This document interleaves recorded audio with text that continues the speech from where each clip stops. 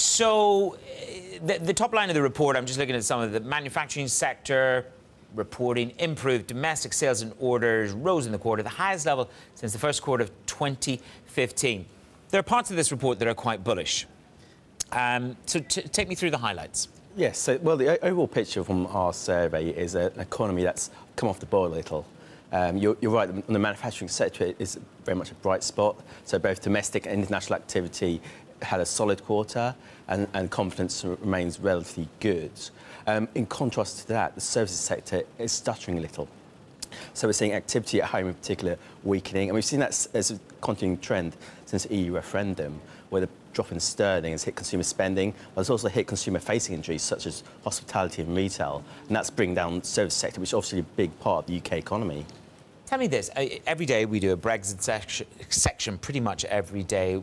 Yesterday, the word was deadlock, that the whole hope of a transition period seems to be off the table, then it's on the table. To what extent do your members talk to you in the order of merit about how important Brexit or transition or the budget is? It's one of a number of issues that businesses are facing, but clearly it's more around the uncertainty that Brexit is bringing. I think that's a key concern for businesses. You know what? A lot of businesses that we represent, so the small and medium-sized businesses, not a lot of them are actually preparing for Brexit because they don't know what the final picture is going to look like. And that's a key concern, and that's why we really need to see progress in negotiations. We need to see trade as well as transition be at hard negotiations by the end of this year. Matt? How long would you like to see a transition period last, Suren?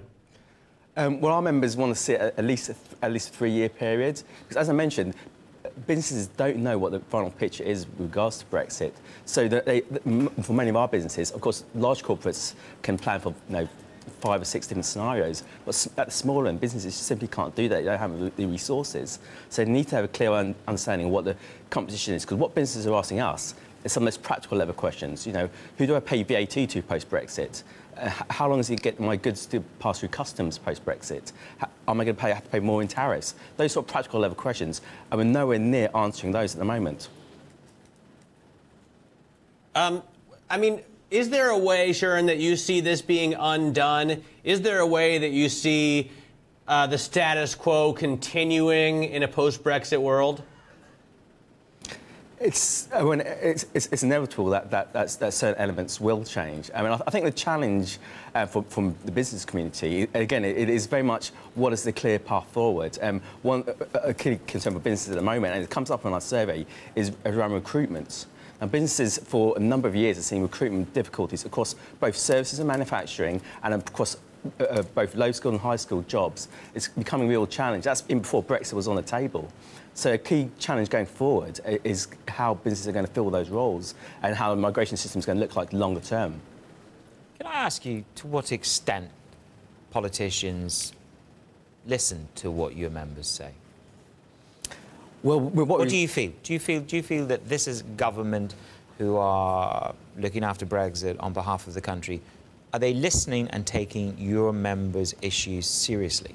Well, certainly since general election, government's engagement in business has grown, very much across government, not just with Treasury, but across government. So that's clearly encouraging.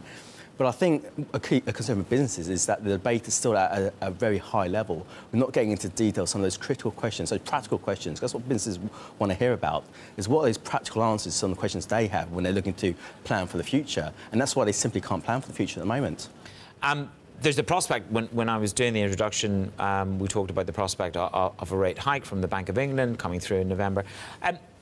To what extent are businesses concerned about that? Is that something that they're wary of, or is it more about the tax situation from Hammond? Is it to what extent do interest rates matter to the small business? Because investment isn't necessarily tied at these low interest rates that we see at the moment.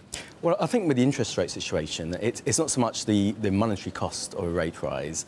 I think it's more around the impact of confidence. At a time when economic conditions are more subdued and there's greater political uncertainty, and of course the uncertainty over Brexit, another layer of uncertainty from a potential interest rate rise, and also where it may go next after that.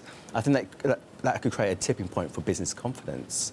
But when you talk about the budget, I think that's, from our perspective, our members' perspective, it's a critical point, because to get the UK economy ready for a post-Brexit world, the work needs to start now, and that means dealing with some of these fundamental issues that continue to harm the UK's long-term growth prospects. So, for example, there needs to be great investment in digital, in physical infrastructure in the UK, closing the skills gaps that I mentioned. All these areas need to be addressed now to get the UK economy ready for a post-Brexit world.